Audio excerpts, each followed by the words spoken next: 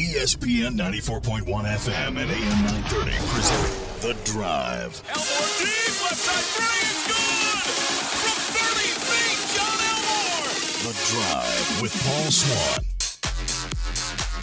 Welcome in. It is the March 5th edition. The Drive begins now on ESPN 94.1 FM and AM 930. I'm your host, Paul Swann. Thanks for tuning in.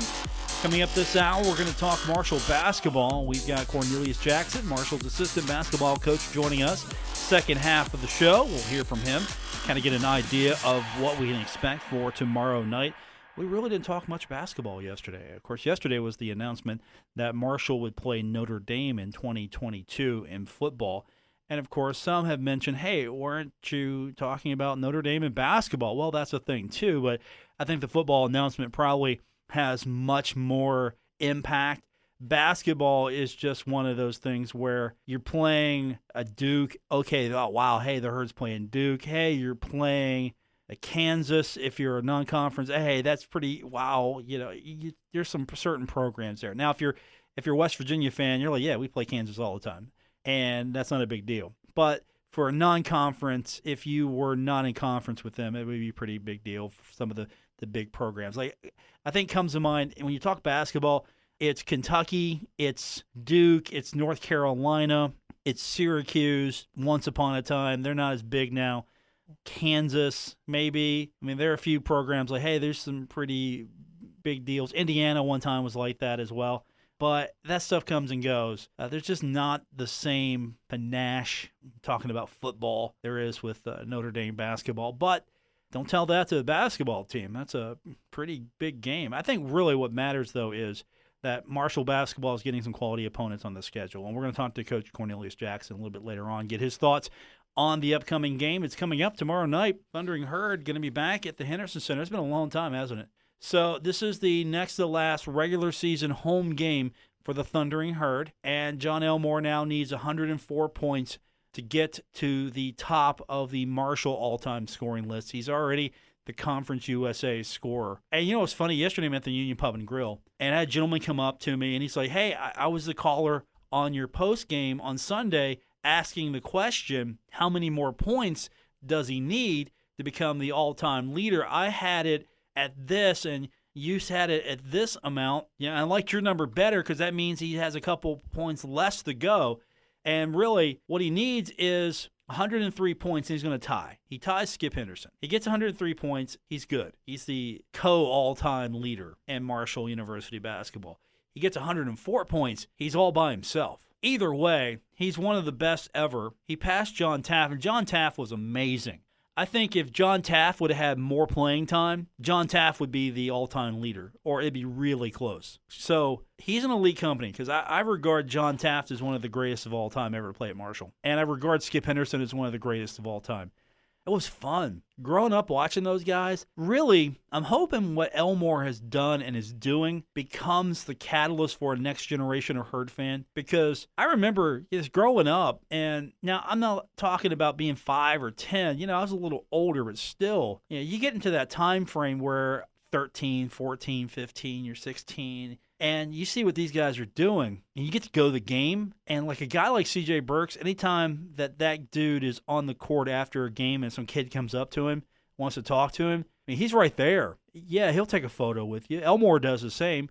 He'll do an autograph with you. That's pretty cool, and I hope what these guys are doing is they're winning. They can continue to win, and in about 20, 30 years, when somebody's challenging Elmore's record, and this is the kid who's coming up, and he's about ready to become the all-time scoring leader at Marshall, or he's tops at Conference USA or whatever conference Marshall may be in. I'm hoping that people are like, yeah, he's right up there with Elmore and Taft and Skip Henderson. I remember watching Elmore play, and he was amazing. I mean, that's how some of us are right now with Skip Henderson, John Taft, so many others, what they were able to do and accomplish, and it was just fun. I mean, it was a fun time for Marshall basketball, really, to follow those guys and be a part of those times where Marshall was winning conference championships, getting to the NCAA tournament, and I'm hoping that we see that on a more regular basis for Marshall basketball with these guys. Really, who's coming up next? That's the thing that excites me most. Who's coming up next? Where's the next superstar coming? Where's that next kid that's coming that can maybe challenge John Elmore's record? Where's that next superstar that's coming up next that can maybe be the all-time assist leader? Can they do it all together? Can he be the assist leader and the scoring leader? Because that's amazing. That was a Chuck McGill stat. Nowhere else in the country, no other conference has your all-time scorer and your all-time assist leader be the same guy. And that's a solid get for Chuck McGill doing the research on that. And I love what this guy comes up with every time I sit near him. I'm like, okay, what silly stat have you come up with now? What obscure, nobody knows it until you find it, and now it's a really important stat because we didn't know it and we should have. What's coming out of your mouth? What's coming out of your keyboard? That's why I like sitting next to that guy. I sometimes it's like when I'm on press row, when I'm just looking around, I'm kind of leaning over sometimes and looking at Chuck's stuff like, what's he got? What kind of numbers has he got? I mean, I got my own too, but I mean, he's a research machine. He's got the whole weight of the Marshall archives on his shoulders, just doing all that stuff. But 104 points for John Elmore. He's the all-time leading scorer. I mean, that was kind of common knowledge, but I did the math on the fly right there, and I'm pretty good. I'm pretty good if you throw it out to me real quick.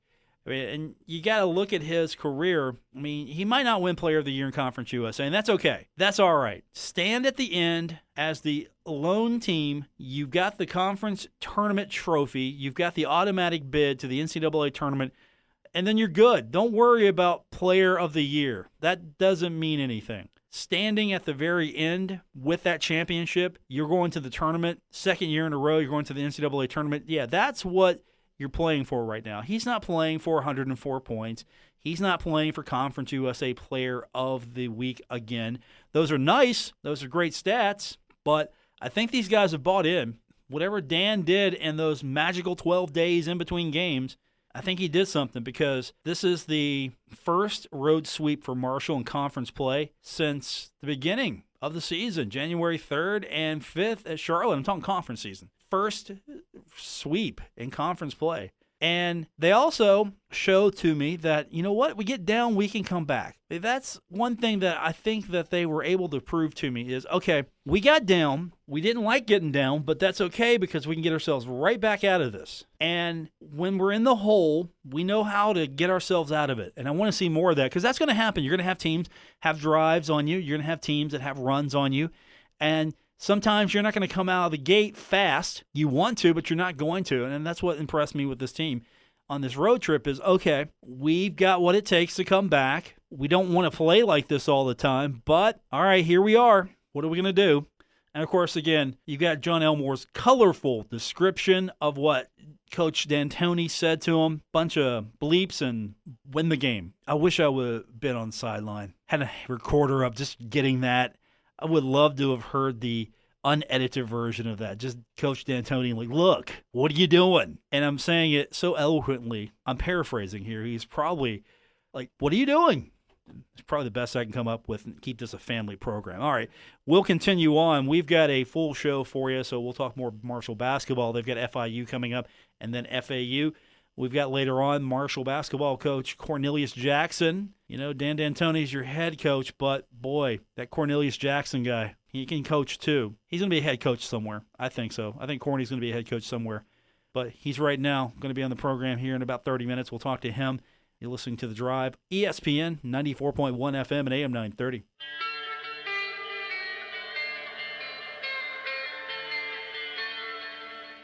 Now, back to The Drive with Paul Swann on ESPN 94.1 FM and AM 930. Still to come this hour, Marshall University assistant basketball coach Cornelius Jackson joins me. We're going to talk about Marshall's matchup tomorrow against FIU. They're coming into the Henderson Center. They've been doing pretty good so far in pod play. Thunder and Herb would like to finish pod play with a couple more wins. And then we get to the tournament next week. Is going to be fun. How many of you are making a trip, actually? I'm just kind of curious. Is this going to be more of the same where you're going to be watching from afar, or are you going to make the trip? Not like the old days. You remember the old days? Some of you don't. I'm pontificating about something you probably don't remember. Or you're thinking, oh, yeah, we remember the MAC. No. So the conference tournament, those were the good days. That was fun, just going down to the Southern Conference tournament, and it was like an exodus for some of those teams, and Herd fans would just come in and just snap up their tickets. Really, it was. If a team got eliminated, it's like Herd fans were waiting. They were ready. They were snapping up the unused tickets for the next day. And I don't know if it's because the conference just isn't built for that. Really, that's the problem. I think that's the problem with Conference USA. They're in a great facility. Sure, it's a football practice facility, but it's a great facility. I've seen other events in there, and it's a multi-purpose facility. It was built by the Dallas Cowboys. They build first-rate, first-class facilities. No question, it's a great place. But we've got a conference in which Marshall, they get into the tournament, which they have. They've got to make the trip to Texas. Conference USA, you're playing in Texas, and I don't know if there's going to be any place you could play this Conference USA tournament that's going to make sense. So I guess you're going to have to stay in Texas.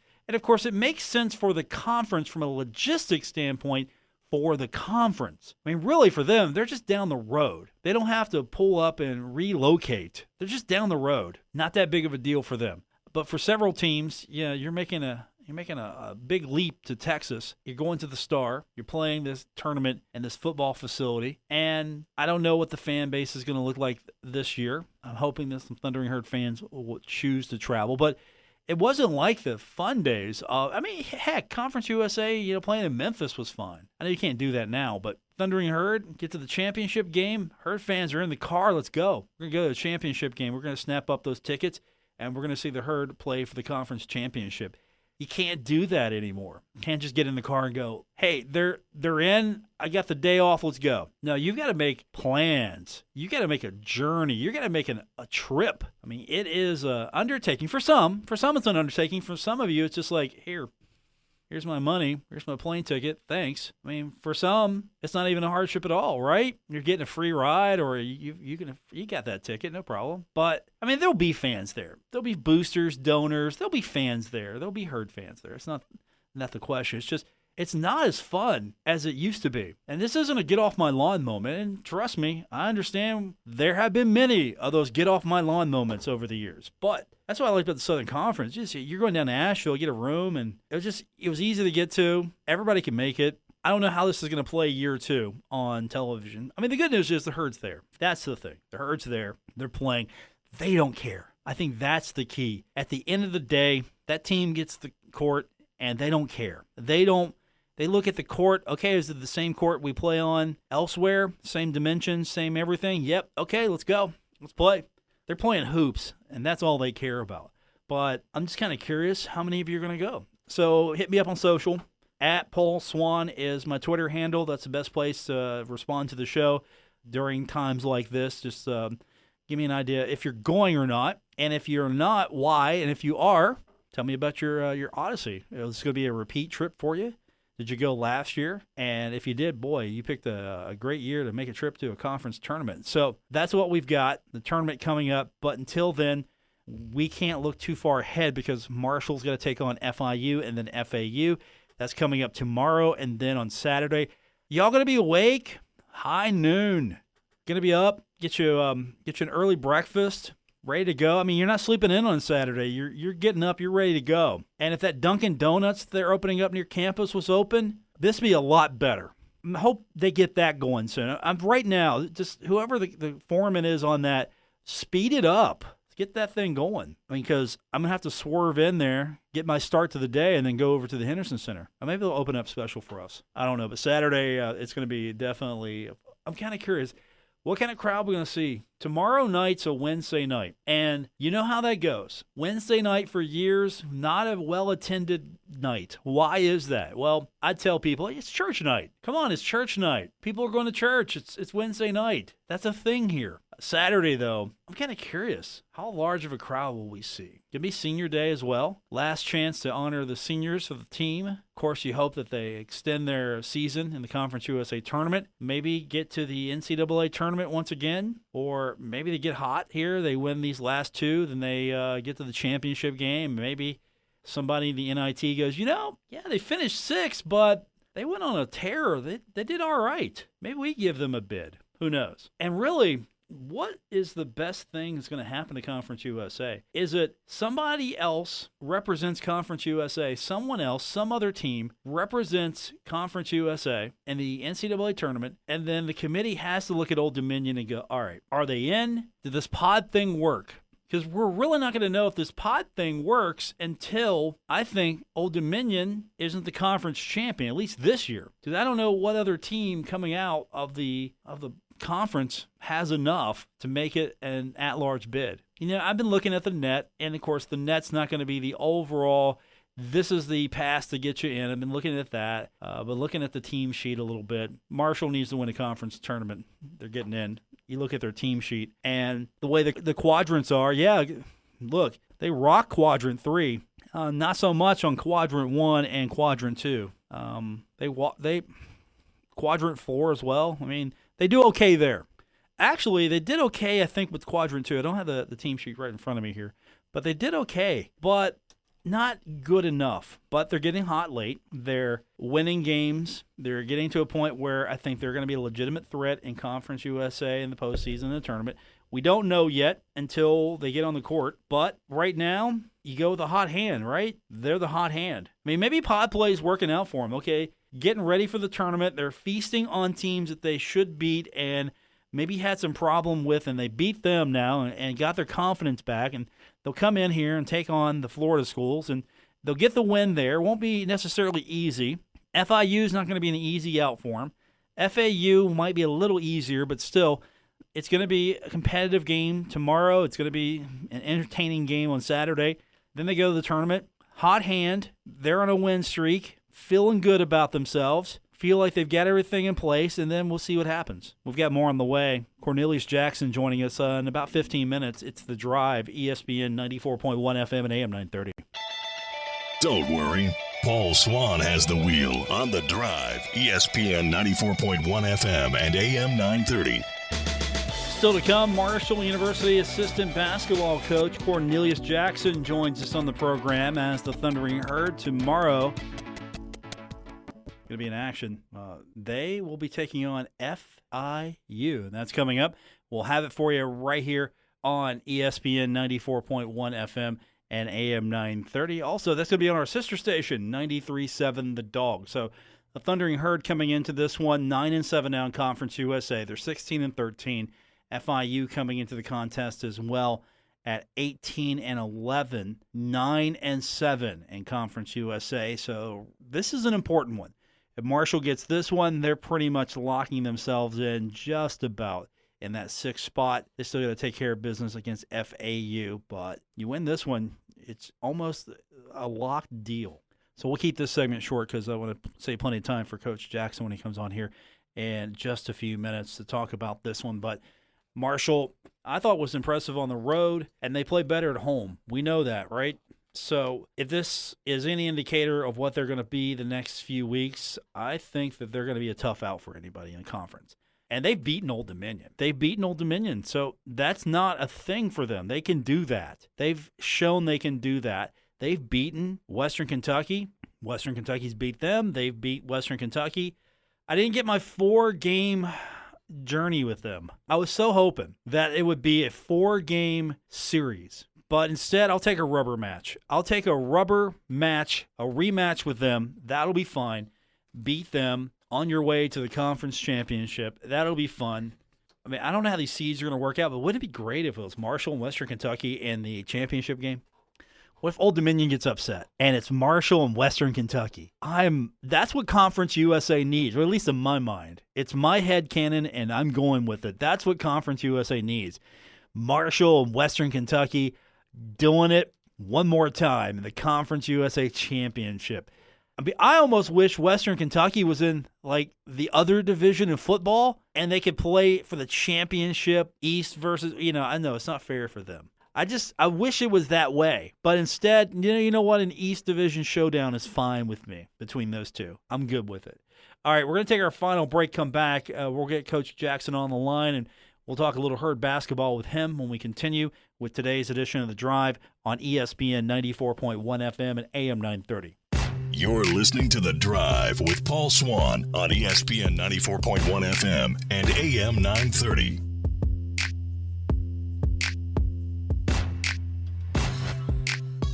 It was a fun weekend of basketball. The Thundering Herd going on the road, two of the toughest places, I think, in Conference USA this season, come out with victories, and now they get to defend the home court.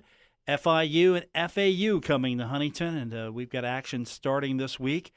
Bonus play continues, and to tell us a little bit more about what we can expect from this Thundering Herd team, Marshall University Assistant Basketball Coach Cornelius Jackson joining us, and that was impressive going on the road. I know you guys felt you could do it, but you really made a statement by going to not only a place that nobody has won in conference, nobody has won in the regular season, win.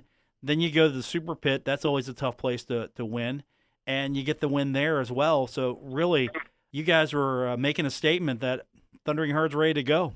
Yeah, Paul, we were ready to play. We went down, and I think the rest really helped us, those days off that we had leading up to the La Tech game. And thought the guys came in and they were focused and they had good energy. And we had a couple of good practices leading up to that game, and they just carried it over. And that was obviously the start of the first game on that road trip. Then we got that one done and traveled over to Texas the next day. And again, continued the energy, continued our focus, and was able to battle back against a tough North Texas team and get that W as well. So you got the two victories. You get to come back now to the friendly confines of the Henderson Center.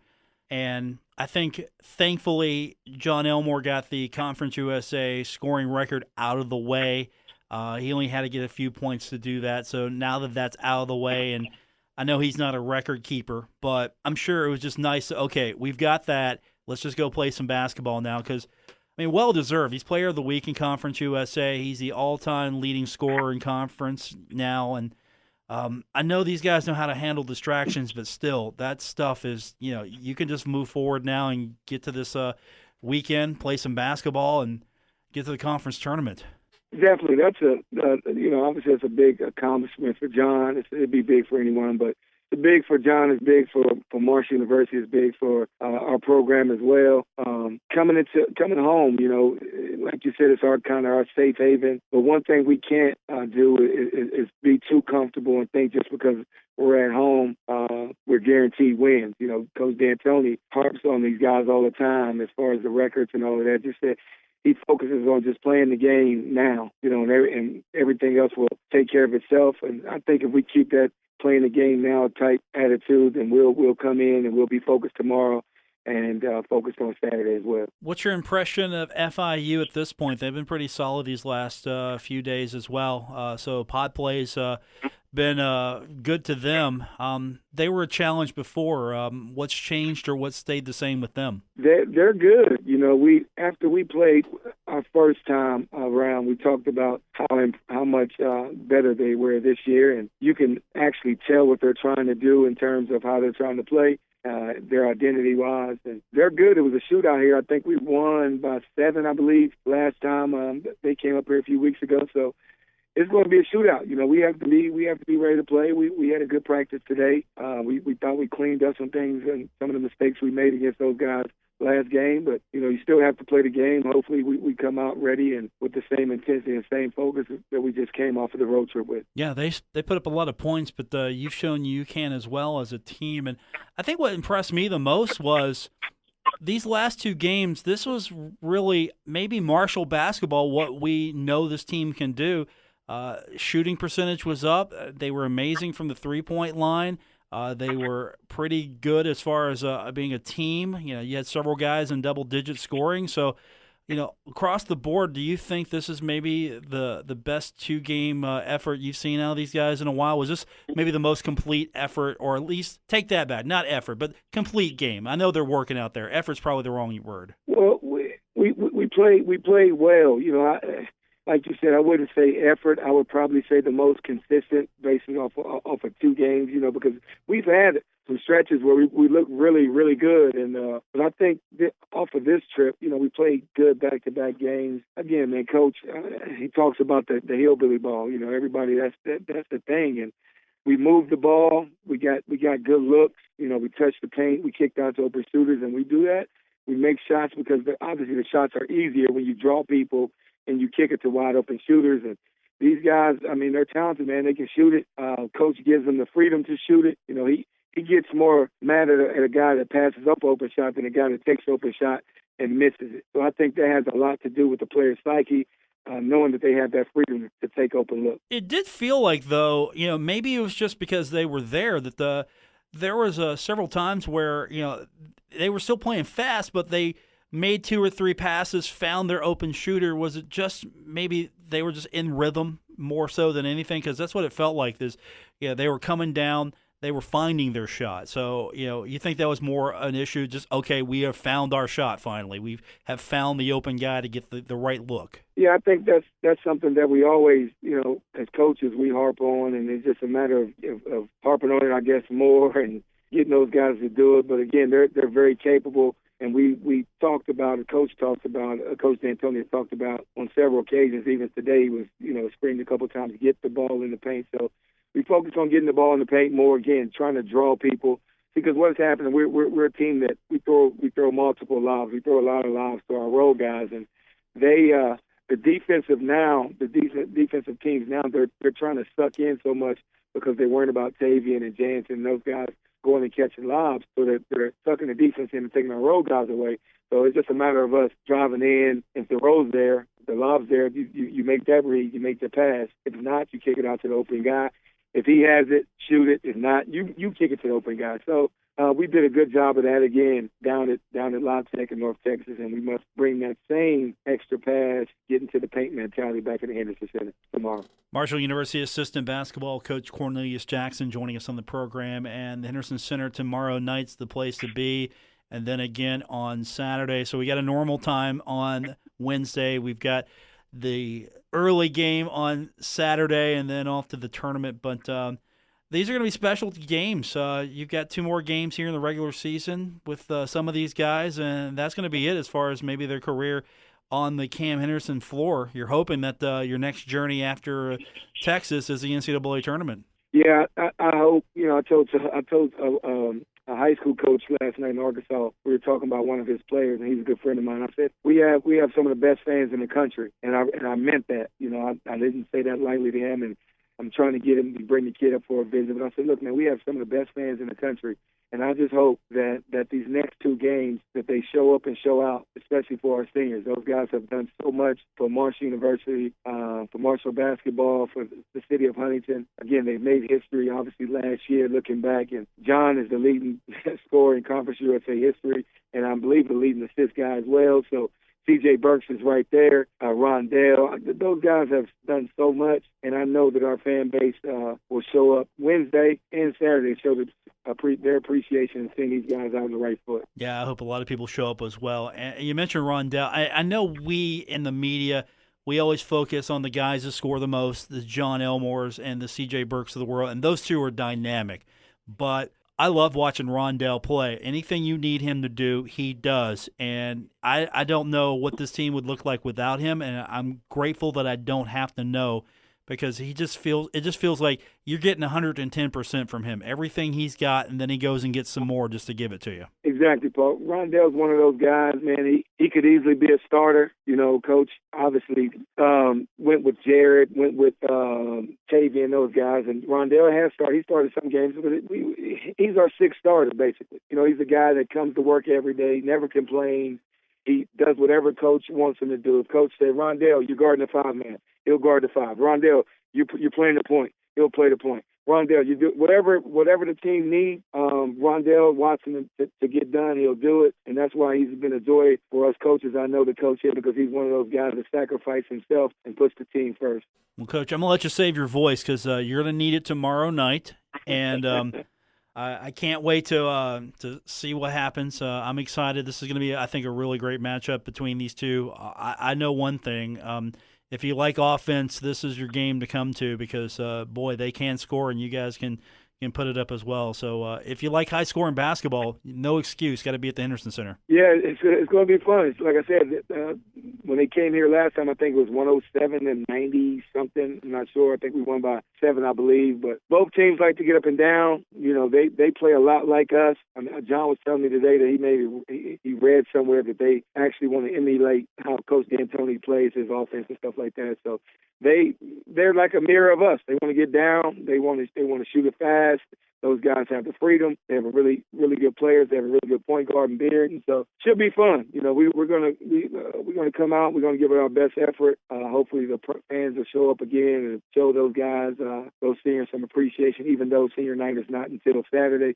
But hopefully the people show up and show out and show these guys appreciation. Coach, thanks. Appreciate you doing this again, and we'll see you tomorrow night at the Henderson Center. All right, Paul. See you. Thanks. It's Coach Cornelius Jackson. That's Corny Jackson. He's Coach Cornelius Jackson when he's on the show. And good talking to him again as the Thundering Herd getting ready for the weekend against the Florida schools. And, of course, FIU and FAU are the next opponents for the Thundering Herd. And after that, off to the Conference USA tournament, hopefully as a 6th seed.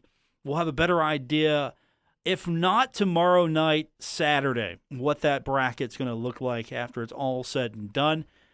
The good news is Marshall's in the tournament. Just seeding is now needing to be decided. And I will say this. I was kind of skeptical in a way of pod play, and I still am. But at the same time, you see a team like Marshall find its second win and really bounce back from whatever was going on with them. And they've got a few wins now, and they've got some momentum. So maybe that's going to give them a better opportunity. And you see a couple of teams at the bottom half of this conference and the bottom fighting to get into a playoff spot. And I thought that would be good for this league to have at least everybody have a chance close to the end. Maybe not working out the way I thought it would, only because there was maybe just too much of a gap between the bottom teams. But at least you're getting to see these teams play for something. At least the bottom teams. I think the middle teams, they're playing for seeding, which is important, and for momentum. And the top teams are playing just for seeding right now because Old Dominion won the conference championship. And that's the only thing I don't like, though. Marshall doesn't have an opportunity after. They're locked. They don't have an opportunity to maybe move up standing-wise. Maybe they could have got hot and they could have worked their way up the standings. But you got to lock the pods. You have to do it because you're not on equal footing. You're playing teams that are close to where you're at win record-wise, and teams like Old Dominion are playing teams that are close to where they're at win record-wise. And so at this point, it's not equitable unless you lock the seeds. I don't know. Maybe you go back to just not having the pod. I don't know if Conference USA is going to do that. We'll see what happens here in the next few weeks, if this even helps. Marshall, they're in a league right now. It's a one-bid league. Got to go out and win that tournament. I want to thank Cornelius Jackson, Marshall assistant basketball coach, for being on the program. I'm your host, Paul Swann. It's been The Drive on ESPN 94.1 FM and AM 930.